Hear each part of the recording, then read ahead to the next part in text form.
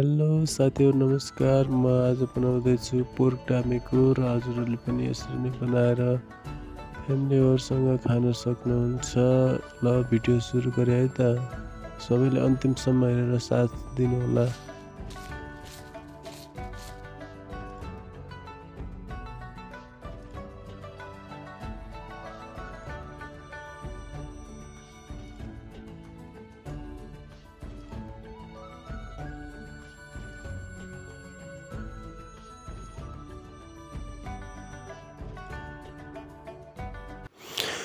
त्यतिन्जेलसम्म हजुरले मेरो च्यानललाई सब्स्क्राइब र हजुरहरूको सुन्दर हातले एक लाइक गरिदिनु होला।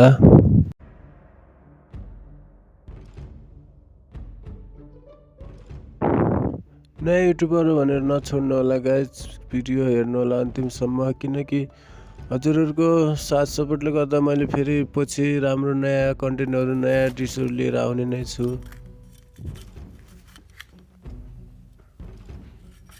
त्यसपछि हजुरले प्यानमा राम्रोसँग ग्रिल गर्नु होला। यसलाई प्यानमा हजुरहरूले ग्रिल गर्न सक्नुहुन्छ र राम्रोसँग चलाउनु होला।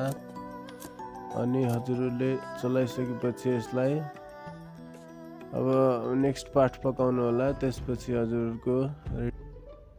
हजुरहरूको पोर्क रेडी हुन्छ अनि हजुरले इन्जोय गर्न सक्नुहुन्छ।